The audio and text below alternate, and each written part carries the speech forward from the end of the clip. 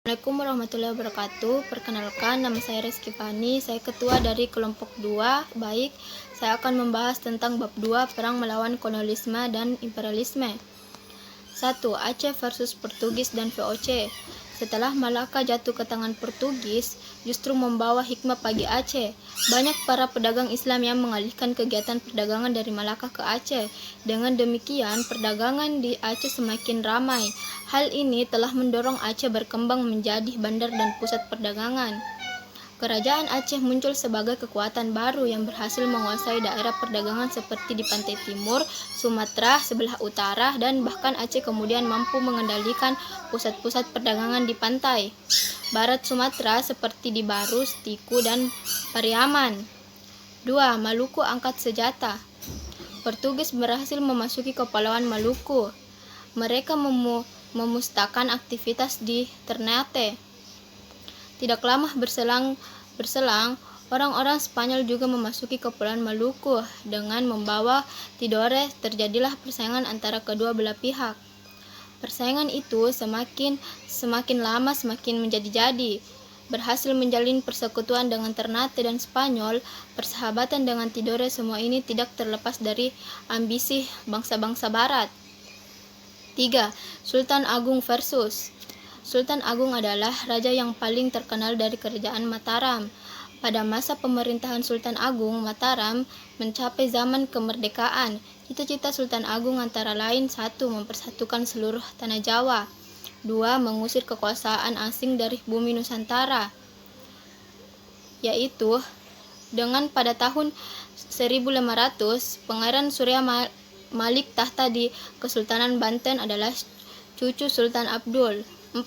Perlawanan Banten. Banten memiliki posisi yang strategis sebagai bandar perdagangan internasional. Oleh karena itu, sejak semula Belanda ingin menguasai Banten, tidak pernah berhasil karena VOC membangun bandar di Batavia. Terjadi peperangan antara Banten dan Batavia. Ini memperebutkan salah satu tahta kemahkotaan. Pangeran Surya naik tahta di Kesultanan Banten ini adalah Surya Pangeran Abdul Malik yang berhasil menghadapi serangan pasukan Banten. Riau angkat senjata. Ambisi untuk melakukan monopoli perdagangan dan menguasai gerbai daerah di Nusantara, kerajaan-kerajaan kecil semakin terdesak oleh pemaksaan monopoli dan tindakan sewenang-wenang dari VOC. Perlawanan di Riau adalah perlawanan yang dilancarkan oleh kerajaan Siak Sri Indarapura. Raja Siak Sultan Abdul Jalil Rahmat Shah memimpin rakyat untuk melawan VOC. Dalam suasana konfrontasi dengan VOC itu, Sultan Abdul Jalil Rahmat Shah wafat. Sebagai gantinya, diangkatlah putranya yang bernama Muhammad Abdul Jalil Musarraf Shah. Pada tahun 1751, berkobar perang melawan VOC dengan cara membuat benteng pertahanan di sepanjang jalur yang menghubungkan Sungai Indaragiri Kampar sampai Pulau Gantung yang berada di muara Sungai Siak. Oleh karena itu, segera dipersiapkan kekuatan yang lebih besar untuk menyerang VOC. Sejak abad ke-5, orang-orang Cina sudah mengadakan hubungan dagang ke Jawa dan jumlahnya pun semakin banyak. Pada masa perkembangan kerajaan-kerajaan Hindu, Buddha, dan Islam, banyak pedagang Cina yang tinggal di daerah pesisir yang menikah dengan penduduk Jawa, khususnya ke Batavia. Begitu juga pada masa pemerintahan VOC di Batavia, banyak orang Cina yang datang ke Jawa. Pada tahun 1740 terjadi kebakaran di Batavia.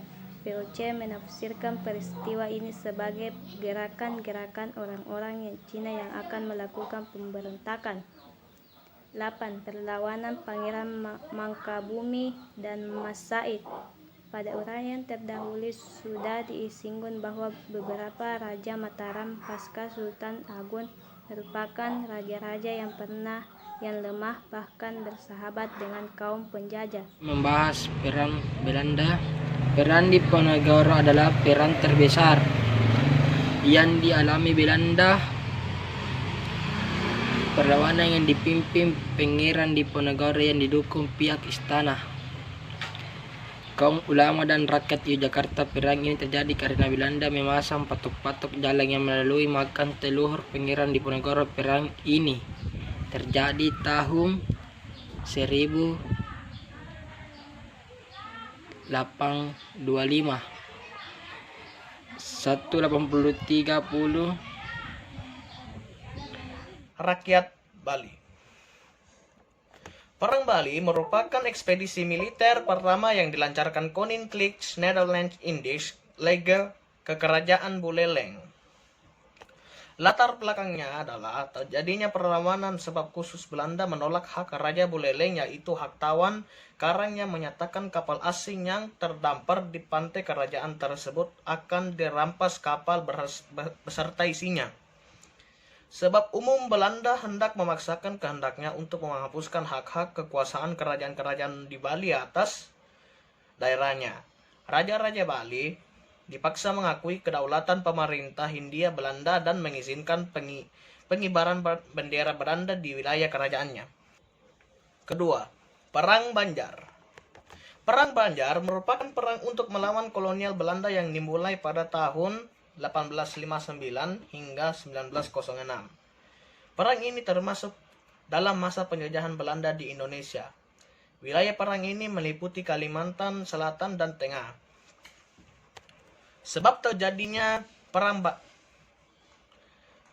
Banjar adalah 1. Belanda yang mulai menguasai berbagai macam perkebunan dan pertambangan di wilayah Kalimantan Selatan. Banyaknya kekayaan alam yang berada di wilayah daerah Kalimantan Selatan nampaknya membuat Belanda gelap mata dan menginginkan andil yang begitu besar pada hasil-hasil perkebunan dan pertambangan yang berlimpah itu. 2. Turut campur Belanda dalam kerajaan Banjar dan posisi jabatan kesultanan. Jika kita perhatikan, Belanda selalu melakukan hal yang sama apabila ingin menguasai dan menduduki satu wilayah. Belanda akan masuk ke dalam lingkaran politik kesultanan kerajaan, memberikan janji-janji palsu berupa wilayah dan jabatan. Kemudian siasat yang selalu berhasil adalah siasat adu domba di antara para pejabat-pejabat Kalimantan. Ketiga, Perang Aceh. Perang Aceh Belanda atau disingkat Perang Aceh adalah perang Kesultanan Aceh melawan Belanda dimulai pada tahun 1873 hingga 1904. Pada 5 April 1873, Belanda mendarat di pantai Ceureumene di bawah pimpinan Johan Harmen Rudolf Kohler dan langsung bisa menguasai Masjid Raya Baitur Rahman. Penjelasannya adalah Aceh adalah negara merdeka dan kedaulatannya masih diakui penuh oleh negara-negara barat. Dalam Traktat London 17 Maret 1824, Inggris dan Belanda menandatangani perjanjian mengenai pembagian wilayah jajahan di Indonesia dan Semenanjung Malaya. Yang terakhir, Perang Batak. Apakah itu Perang Batak? Perang Batak dari 1878 sampai 1907 merupakan perang antara kerajaan Batak melawan Belanda. Perang ini berlangsung selama 29 tahun. Alasan meletusnya perang ini adalah Belanda berusaha mewujudkan Pax Netherlandica. Jadi perang Batak ini dilatar belakangi oleh kedatangan bangsa Belanda ke pedalaman Batak yang ingin mempersampai daerah kekuasaan Sisingamangaraja. 12. Sekian, terima kasih. Assalamualaikum warahmatullahi wabarakatuh.